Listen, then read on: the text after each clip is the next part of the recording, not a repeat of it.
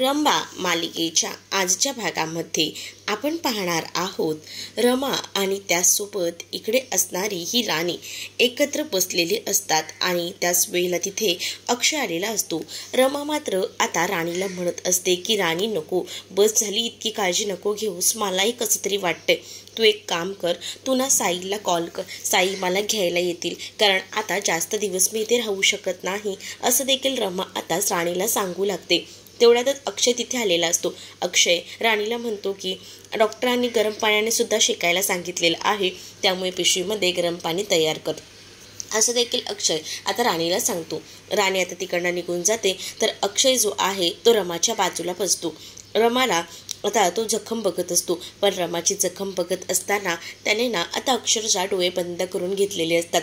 रमाचा पाय किती सुजलाय किती नाही हे खरं तर निरीक्षण करून त्याला पाहायचं असतं, पण आता तो उघड्या डोळ्याने ते सगळं काही पाहू शकत नसतो। तो म्हणत असतो की मला तुला जे काही झालं आहे त्याचा त्रास होतोय, पण मी हे सगळं काही पाहू शकत नाही, कारण इतक्या वर्षानंतर तो तिला स्पर्श करत असतो आणि त्यामुळेच आता त्याला कळत असतं की नक्कीच काहीतरी गडबड आहे आणि म्हणून तो आता शांत राहायचं ठरवतो, पण नेमकं काय हे मात्र काहीही कळत नसतं।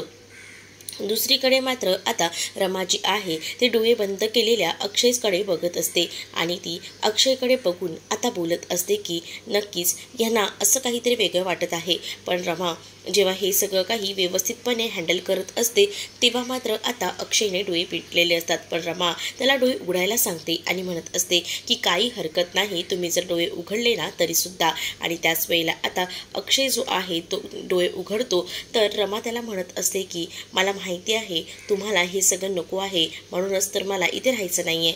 अक्षय म्हणतो की तुला कोण बोललं असं, पण रमा म्हणते की मी ओळखून आहे सगळं। त्याच वेळेला आता अक्षय तिला म्हणतो की कुठेही जायची गरज नाही आहे, उलट मीच तुला सांगितलं आहे की आणखी थोडे दिवस तू इथे राहा, तू तुझ्या मुलीसमोर काय म्हणून उभी राहणार आहेस, म्हणजे तू इतक्या लवकर पळ काढतेस का? मला तर असं वाटलं होतं की रमा अशी नाही आहे, पण खरंच रमा खूपच चेंज झाली आहे हे तिच्या वागण्यातून स्पष्ट दिसत आहे। तर रमा म्हणत असते म्हणजे मला काही कळलं नाही, अगं त्या दिवशी तुझ्याकडनं तो स्वयंपाक चांगला झाला नाही यासाठी तू म्हणत होतीस की मी काहीतरी चुकले आहे, पण काय चुकले हे तुला काही कळलं नाही, पण त्यामध्ये सुद्धा तुला बदल करावेसे वाटले नाही आहेत। उद्या मालविका काहीतरी नवीन डिश करणार आहे आरोहीच्या फ्रेंडसाठी, पण तुला तर जायचं आहे ना, पळ काढायचं आहे, या सगळ्यामध्ये मी तरी तुला काय बोलणार, म्हणजेच तू एवढ्या लवकर या सगळ्यातून हार मानशील ना असं मला स्वप्नातही वाटलं नव्हतं, असं देखील अक्षय आता रमाला बोलून तिला समजवायचा प्रयत्न करत असतो। आणि त्याच वेळेला आता रमा मात्र हे सगळं ऐकून एकदमच चिंतित पडलेली असते, तर ती म्हणत असते की मी काही पळपुटी नाही आहे। मग अक्षय तिला म्हणतो की तुझ्या त्या वागण्यावरना तुझ्या त्या बोलण्यावरना सरळ सरळ स्पष्ट होतंय की तू पळपुटी आहेस, जर तू पळपुटी नसली असतीस ना तर या सगळ्यांना सामोरी गेली असतीस। तसंही तुला माहिती आहे ना उद्या मालविका जो पदार्थ बनवणार आहे तो पदार्थ तूही बनवू शकतेस, गेल्या 7 वर्षामध्ये तू काय केलंस हे मला माहीत नाही, पण त्याआधी तू घरोघरी जाऊन मुरंबासुद्धा विकलेला आहेस आणि त्याचसोबत बऱ्याच काही गोष्टी तुझ्या आयुष्यात तू केलेल्या सुद्धा आहेस, पण आता या सगळ्या गोष्टी तुला का कराव्याशा वाटत नाही आहेत हेच मला मुळात कळत नाही आहे, असं देखील अक्षय आता रमाकडे बघूनच बोलत असतो। तर आता रमाला हे ऐकून धक्का बसतो, पण रमाला जेव्हा अक्षय या सगळ्या गोष्टी बोलतो तेव्हा रमाला जुन्या गोष्टी देखील आठवतात, म्हणजेच जेव्हा अक्षयची साथ तिला नव्हती, रमा जेव्हा आरोहीच्या वेळेला प्रेग्नेंट होती तेव्हासुद्धा बरीच कष्ट तिने घेतलेले होते, बरीच कष्ट घेऊनच तिने आता प्रेग्नन्सीचा जो काही काळ होता तो व्यवस्थितपणे घालवलेला होता साईच्या मदतीने। तर ह्या सगळ्या गोष्टी आता रमाला आठवू लागतात आणि रमाला हे सुद्धा लक्षात येतं की अक्षय बोलतायत ते काही चुकीचं नाही आहे, म्हणजे जेव्हा मी प्रेग्नेंट होते, जेव्हा आरोही माझ्या पोटात होती तेव्हा मी बऱ्याच काही गोष्टी केल्या, मग आता मला या सगळ्या गोष्टींचा का बरं विसर पडतोय, का मी या सगळ्या गोष्टी करत नाही आहे, अशा विचार आता करत असतो। तर जेव्हा हा सगळा विचार इथे मात्र रमा करत असते ना तेव्हा आता रमाच्या लक्षात येतं की नाही कुठेतरी आपण कमी पडतोय आणि म्हणूनच ती आता अक्षयकडे पाहत असते। पण त्याच वेळेला आता तिला त्या सगळ्या जुन्या गोष्टी देखील आठवतात. कशा पद्धतीने ती आईकडे असताना सुद्धा जेवणाचे डबे पोचवायची. त्याचसोबत जेव्हा त्यांच्यावर ही वाईट वेळ आली होती तेव्हा सुद्धा तिने कशा पद्धतीने गाडी चालवली होती वडापावची, त्याचसोबत मुरंबा विकला होता. या सगळ्या गोष्टी रमाला आठवू लागतात. आणि त्यामुळेच आता रमासुद्धा विचार करते की अक्षय बोलतोय ते अगदी बरोबर आहे. म्हणजे मी माझ्या मुलीसाठी काही करू शकते. एकदा माझ्या या पदार्थांमध्ये चूक झाली म्हणून काय झालं, मी काहीही करू शकतेच ना माझ्या मुलीसाठी, असं देखील रमा आता एकटीच बडबडत बोलत असते. आणि त्याच वेळेला आता अक्षय देखील तिला एकदम व्यवस्थितपणे, जेणेकरून तिला तिच्या सगळ्या कृत्याची जाणीव व्हावी यासाठी या सगळ्या गोष्टी समजावून सांगत असतो. आणि जेव्हा या सगळ्या गोष्टी तो समजावून सांगत असतो ना, तेव्हा मात्र आता रमाला समजून जातं की नाही, अक्षय जे बोलतायत ते एकदम बरोबर आहे आणि त्याच परीने मला विचारसुद्धा करायला हवा. आणि त्याचसाठी तिनं आता प्रत्येक गोष्ट व्यवस्थितपणे मांडून तयार केलेली असते. आणि त्याच वेळेला आता ती जेव्हा या सगळ्याची तयारी करत असते तेव्हा मात्र अक्षय तिच्याकडे एकटक पाहत असतो. अक्षयला तिला सगळ्या काही गोष्टींची जाणीव मुळात करून द्यायची असते, जेणेकरून आरोहीने तिला कमी समजू नये. आरोहीसमोर ती बेस्ट मदर म्हणून राहावी हेच अक्षयच्या समोर असतं. म्हणून अक्षयने रमाला कसं बसं तयार केलेलं असतं. आणि रमासुद्धा आता या सगळ्यासाठी तयार होते. रमा आता पटकनच बाहेर जायला निघत असते. अक्षय तिला म्हणतो की आता कुठे चाललीस, पाय दुखेल ना. तर रमा म्हणत असते की मला जे काही करायचं आहे ना ते मी करणार आहे. माझा पाय दुखला ना तरीही चालेल, पण मी आता माझ्या मुलीसाठी बेस्ट शेफ म्हणून माझंच नाव पुढे ठेवणार आहे, असं देखील आता रमा अक्षय समोर बोलू लागते. आणि अक्षयला आता हे ऐकून खूपच भारी वाटू लागतं. अक्षयला कळतं की चला, आपण जी काही पिन मारलेली आहे त्याचा उपयोग अशा पद्धतीने झालाय तर. आणि त्यामुळेच आता रमा जी आहे ती स्वतःच्या पायावरच चालत चालत बाहेर जायला निघते. त्यावेळेला अक्षय काय बोलतोय, अक्षय काय सांगतोय हे देखील ऐकत नाही. आणि गुपचूपपणे ती आता बाहेर जाते. आणि जेव्हा ना ती बाहेर जाते तेव्हा अक्षय त्या जाणाऱ्या रमाकडे एकटक पाहत असतो. तर रमा बाहेर गेल्यावर जोरजोरात मालविकाला हाक मारून बोलवून घेत असते. तर तिथे आता इरावतीही आलेली असते आणि मालविकाही. त्याच वेळेला आता इरावतीला रमा सांगत असते की उद्या तू काय नवीन डिश करणार आहेस ना, जे काही आरोहीचे फ्रेंड्स येणार आहेत त्यांच्यासाठी. तर आता मालविका म्हणते की हो, मग काय झालं. त्यासाठी ती म्हणत असते की उद्या मी सुद्धा तुझ्यासोबत सेम डिश बनवणार आहे, मग मला सुद्धा बघायचंय की कोण उत्तम करतं. त्यावर इरावती मध्ये बोलत असते. तर रमा इरावतीची बोलती बंद करत असते आणि म्हणत असते की मी तिच्याशी बोलते, तुम्ही का मध्ये बोलताय. त्याच वेळेला आता इरावती मालविकाला म्हणत असते की मालविका, आता तूच सांग, तुला जमणार आहे ना ही डिश करण्यासाठी, हिच्यासोबत स्पर्धा करायला. त्यावर खरं तर मालविकाचं मन काही तयार होत नसतं. पण इकडे आता जी इरावती आहे ना ती स्वतःहून मालविकाला तयार करत असते आणि तू हे उत्तमपणे करू शकते हे डोळ्याने सांगू लागते.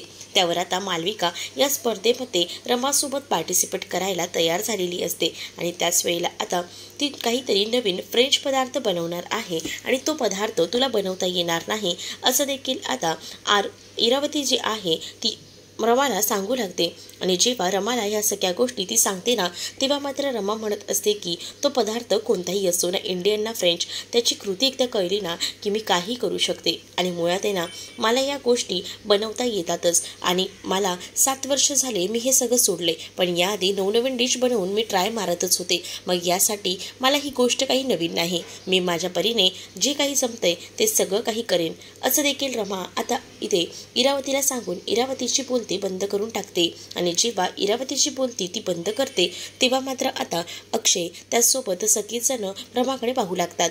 तर आता पार्वती आजी सुद्धा म्हणत असते की चला, म्हणजे उद्या स्पर्धा आहे तर इकडे मात्र आता हे असं का वागत आहे आई, असं देखील आरोही विचारत असते. त्यावर पार्वतीजी सांगते की तिला साक्षात्कार झाला. तर तिला असं वाटतं की साक्षात्कारमध्ये कार हा शब्द वापरला जातो, म्हणून ती जरा वेगळाच काहीतरी गैरसमज करून घेत असते. मात्र आता मालविकाचं तोंड पडलेलं असतं. मालविका आता खरं तर या सगळ्यासाठी तयार होत नसते, पण इरावतीने तिला कसं बसं तयार केलेलं असतं. कारण मालविकाला कुठेतरी मनातून भीती वाटत असते की आपण कुठेतरी कमी पडलो तर मग आपण गेलोच कामात ना, अशी देखील भीती तिला कुठेतरी वाटत असते. आणि म्हणूनच ती आता या सगळ्यामधून माघार घ्यायला बघत असते. पण इरावतीनं तिचं नाव पुढे केलेलं असतं, त्यामुळे आता कोणताही ऑप्शन उरलेला नसतो. तिला रमासोबत पार्टिसिपेट करावं लागणारच असतं. आणि जेव्हा या सगळ्या गोष्टी होत असतात ना तेव्हा मात्र आता बरेच प्रकार घडत असतात. आणि त्यामुळेच आता आरोही सुद्धा खूपच जास्त खुश असते। तर इरावती मुद्दामून रमाला टोमणे मारायचं काही सोडत नसते आणि ती म्हणत असते की उद्याची स्पर्धा दाखवूनच देणार आहे की नक्की कोण व्यवस्थित डिश बनवतं ते। तर राणीला सुद्धा आता खूपच जास्त राग आलेला असतो अर्थाला आणि राणीला कॉन्फिडन्स असतो की या सगळ्या स्पर्धेमध्ये नक्कीच रमा वहिनी विन होणार आहे। तर आता रमासुद्धा एकदम जय्यत तयारी करून कामाला लागलेली असते आणि रमासुद्धा एकदम जोरात तयारी करून कामाला लागलेली असताना अक्षयही म्हणत असतो की उद्या फ्रेंड्स येणार आहेत ना आरोही तुझे, मग चला आपण हे पटकन आवरून घेऊया आणि उद्याची तयारी करूया। तर मालविका मात्र एकदमच टेन्शनमध्ये आलेली असते कारण तिलाही काही सुचत नसतं। मालविकाला पुन्हा एकदा विचारलं जातं तू तयार आहेस ना या सगळ्यासाठी? वर मालविकाला काही झालं तरी तयार व्हावंच लागणार असतं कारण तिच्याकडे दुसरा कोणताही ऑप्शन उरलेला नसतो। कारण तिला या सगळ्या गोष्टी माहिती असल्या तरीसुद्धा आता या सगळ्या गोष्टी तिला रमासोबत कराव्या लागणारच असतात। जरी त्या फ्रेंच डिशमध्ये ती एकदम पॉप्युलर कुक असली तरीसुद्धा तिला आता हे पदार्थ करावे लागणार असतात रमासोबत चॅलेंज लावलं आहे म्हणून। तर दुसरीकडे मात्र आता पाहायला मिळतं इरावती त्यासोबत पार्वती आजी दुसऱ्या दिवशी पूर्णपणे तयार होऊन तिथे आलेले असतात आणि आता कॉम्पिटिशनची तयारी सुरू होणार असते आणि त्यासाठी सगळ्या काही गोष्टी व्यवस्थितपणे कशा करायच्या हे पार्वती आजीनं सांगितलेलं असतं। पार्वती आजी जेव्हा बऱ्याच गोष्टी समजावून उमजून सांगत असते तेव्हा आता या सगळ्या गोष्टींमध्ये काय करायचं आणि कसं करायचं हे सुद्धा या सगळ्या गोष्टींचं टाइम टेबल जे आहे ते सांगितलेलं असतं। म्हणजेच दिलेल्या वेळेमध्ये तुम्हाला ही डिश पूर्ण करून दाखवायची आहे असं देखील म्हटलं जातं। आणि जेव्हा या सगळ्या गोष्टी सांगितल्या जातात ना तेव्हा मात्र आता इकडे जी मालविका असते ती खूप जास्त खुश असते कारण तिने ही डिश प्रत्येक वेळेला म्हणजे बऱ्याचदा बनवलेली आहे आणि तिच्यासाठी ही डिश काही नवीन नाही आणि म्हणूनच ती ही डिश बनवायला एकदम जोरात तयार असते। पण आता तिने जरी ही डिश बनवायला तयार झालेली असली तरीसुद्धा रमासुद्धा हे सगळं पदार्थ करण्यासाठी तितकीच तयार असते। रमा आता मोबाईलमध्ये त्या डिशची पूर्ण रेसिपी वाचत असते पण ती इंग्लिशमध्ये असते। इरावती आता तिथेच बसून मुद्दामून टोमणा मारू लागते जेणेकरून रमाला इंग्लिश येत नाही असंच तिला वाटत असतं आणि ती सरळ बोलते की काय गं तुला तर इंग्लिश येणार नाही मग कशाला ते वाचत बसली आहेस, कारण तू तर 8वी शिकलेली आहेस, तुला तर काहीच जमत नाही असं देखील रमाला बोलून ती टोला लगावू लागते।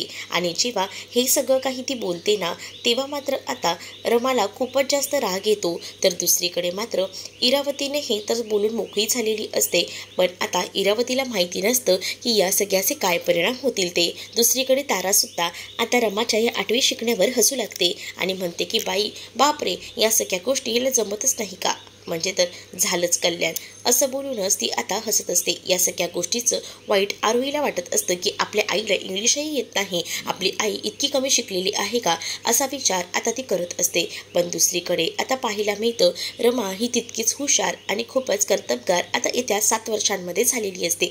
त्यामुळे रमासुद्धा आता शांत बसत नाही आणि रमाने सुद्धा आता चांगलाच गेम वाजवलेला असतो। म्हणजेच काय तर तिने सुद्धा आता व्यवस्थितपणे इंग्लिश एकदम जोरजोरात बोलून तिची जी काही आता शिकलेलं आहे तिनं जे काही केलेलं आहे ते सगळं काही ती दाखवू लागते। आणि जेव्हा या सगळ्या गोष्टींचा उल्लेख ती करत असते ना तेव्हा इरावती मात्र तोंडात बोटं टाकून बसलेली असते कारण रमाने इतक्या फ्लुएंटली इंग्लिश बोललेलं असतं ना की तिला आता तेच करण्यावाचून दुसरा कोणताही पर्याय उरलेला नसतो। दुसरीकडे अक्षयला सुद्धा आता रमाचा अभिमान वाटतो कारण न शिकणारी रमा ही आता काहीही करून इंग्लिश बोलत आहे आणि त्याच वेळेला आता रमा तिला चांगलंच बोलत म्हणत असते की 7 सेकंदामध्ये जग इकडचं तिकडे होऊ शकतं, तर माझ्याकडे तर 7 वर्ष होते, मी काही तुम्हाला वाटलं मी काहीच केलं नसेल का? या 7 वर्षाचा उपयोग मी खूप जास्त चांगल्या पद्धतीने केला आहे, माझ्याकडे खूपच चांगल्या डिग्री आहेत आणि तुम्ही मला याबद्दल बोलूच नका की काय करायचं आणि काय नाही ते। त्यामुळे आता तुम्ही शांतच बसा असं देखील रमानं ठणकावूनच सांगितलेलं असतं।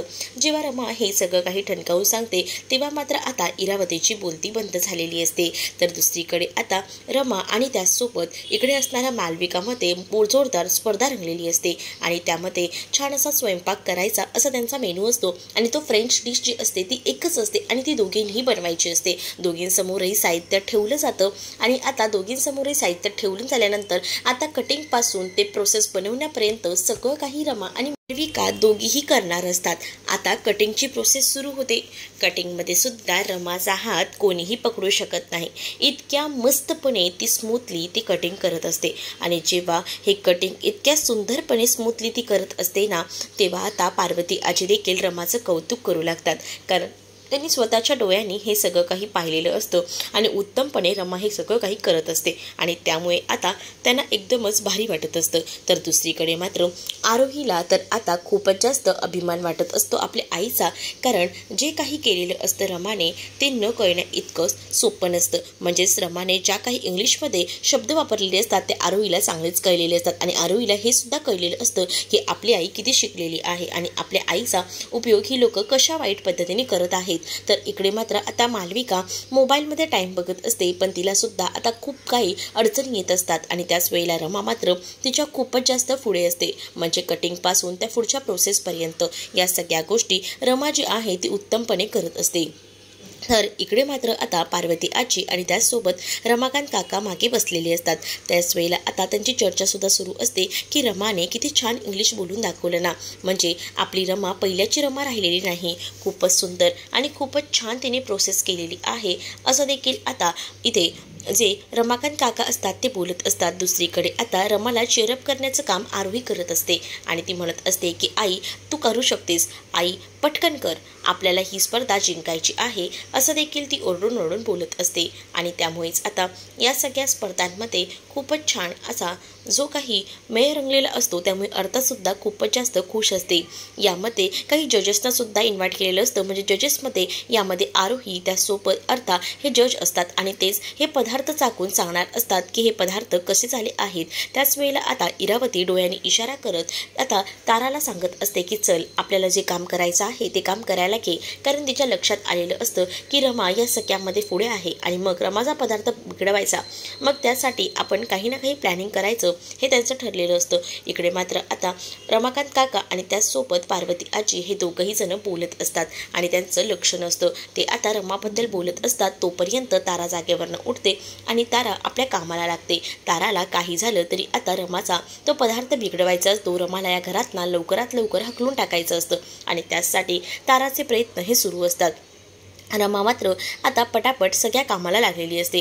तिने आता कढईमध्ये बटर वगैरे टाकून टमॅटोसुद्धा ॲड केलेला असतो. पण या सगळ्या प्रोग्रेसमध्ये अजूनही जी मालविका आहे ती कटिंगच करत असते आणि त्यामुळे आता रमा या स्पर्धेत खूप जास्त पुढे आहे हे मालविकाला समजतं आणि म्हणूनच इरावतीला ते इशारा करून सांगत असते की आता तुम्हीच काहीतरी या सगळ्यामध्ये करू शकता. इकडे मात्र आता रमा पदार्थ बनवत असते आणि तिचं लक्षसुद्धा असतं की काय कुठे चाललेलं आहे आणि तेवढ्यातच आता तारा जी आहे ती आपल्या जागेवरनं उठते आणि आता तिचं नवीन जे खोळ असतं ब्लॉगिंगचं ते ब्लॉगिंगचं खोळ सुरू करते आणि ती आता सांगू लागते की त्या ब्लॉगिंगमध्ये आमच्याकडे आज स्पर्धा आहे आणि इथे स्पर्धा रंगलेली असताना खूप जास्त जोरात कॉम्पिटिशन सुरू आहे आणि आमची फॅमिलीमध्येच ही स्पर्धा सुरू आहे असं काहीसं ती त्या ब्लॉगिंगमध्ये बोलत असते. आणि त्याच वेळेला ते ब्लॉगिंग करता करता ती समोरसुद्धा जाऊन बसते, म्हणजेच आता समोर जिथे रमा आणि त्याचसोबत मालविका उभ्या आहेत त्यांच्याबरोबर मदती जाते, जेणेकरून ते ब्लॉगिंगमध्ये सगळं काही रेकॉर्ड व्हायला हवं आणि या सगळ्या काही गोष्टी ज्या आहेत त्या व्हिडिओमध्ये रेकॉर्ड होत असतात. आणि त्याच वेळेला तिने आरोहीला सुद्धा आपल्याकडे बोलवलेलं असतं. आरोहीला ती सोफ्यावर उभी करते आणि मुद्दामुन्ना ती ढकलून देते, जेणेकरून आरोहीला काहीतरी झालं तर रमा नक्कीच धावत येईल आणि आरोहीला बघेल आणि तसंच झालेलं असतं. आरोही त्या सोफ्यावर पडलेली असते, पण तेवढ्यातच तिथे रमाही धावत आलेली असते की आरोहीला काय झालं आहे हे बघण्यासाठी. पण इथे मात्र अक्षय तो तितकाच हुशार असतो, तो बाहेरून हे सगळं काही पाहत असतो. त्याने आता सगळ्या काही गोष्टी व्यवस्थितपणे बघितलेल्या असतात, कारण रमा जेव्हा आरोहीला बघायला आलेली असते तेव्हा मात्र मालविकाने गेम साधलेला असतो. मालविकाने मुद्दामूनच काही ना काही व्हाईट विनेगर जे आहे ते रमाच्या या सगळ्या पदार्थामध्ये ॲड केलेलं असतं, जेणेकरून रमाचा तो पदार्थ व्हाईट व्हायला हवा हाच हेतू त्या मालविकाचा असतो आणि इरावतीच्या सांगण्यावरनं हे सगळं मालविका करत असते. तर इकडे मात्र आता आरोही पडलेली असते, पण आरोही आता म्हणत असते की मी बरोबर आहे, मी ठीक आहे. पण जेव्हा रमा पुन्हा आपल्या डिशकडे येते तेव्हा रमाला लक्षात येतं की आपल्या डिशमध्ये काहीतरी वेगळे पदार्थ ॲड केलेले आहेत आणि त्यामुळे ती चमचे टाकून बघत असते. पण हे सगळं अक्षयने स्वतःच्या डोळ्यांनी पाहिलेलं असतं, त्यामुळे आता अक्षय बरोबर ओळखून असतो की कोण काय करत आहे. पण रमासुद्धा तितकीच हुशार असते. रमा आता तो पदार्थ योग्य त्या पद्धतीने ठीक करायचं ठरवत असते, पण अक्षयने तर आता या सगळ्या गोष्टी स्वतःच्या डोळ्याने पाहिलेल्या असतात की हे सगळं कोणी केलेलं आहे ते. तर पुढील भागात पाहायला मिळतं जे आरोही असते ना ती पार्वती आजीला सांगत असते की माझा मित्र गोलू आहे ना तो मला सांगत असतो की आईबाबांमध्ये भांडणं व्हायला हवीत, म्हणजेच त्यांच्यामध्ये प्रेम आहे हे समजायचं. मग आता तू सुद्धा तसं करू शकते ना. मुद्दामून आरोही ओलं टॉवेल सोफ्यावर ठेवते आणि तेवढ्यातच अक्षयकडे रमा येते आणि रमा अक्षयवर ओरडते आणि भांडायला सुरुवात करते. अक्षयला म्हणत असते की ही कोणती पद्धत झाली इथे टॉवेल ठेवायची, आणि त्यानंतर ते टॉवेल उचलते आणि अक्षयच्या तोंडावर फेकून मारते. आता त्या दोघांमध्ये ही प्रेमळ असा संवाद, प्रेमळ अशी भांडणं होत असतात आणि हे सगळं बघून आरोहीला आनंद होतो. तर आता पार्वती आजी सुद्धा आरोहीला समजावते आणि म्हणत असते की बघितलेस का बाळा, तुझ्या आईवडिलांमध्ये सुद्धा गोड असा मुरंबा आहे, कधी आंबट कधी तिखट असा. त्याबरोबर आता आरोहीला सुद्धा आनंद होतो. तर तुम्हाला हा भाग कसा वाटला हे नक्कीच मला कमेंटमध्ये सांगा आणि अशाच नवनवीन भागांसाठी आपल्या चॅनलला सुद्धा सबस्क्राईब नक्कीच करा. चला तर मग भेटूया पुढच्या भागात. तोपर्यंत टाटा, बाय.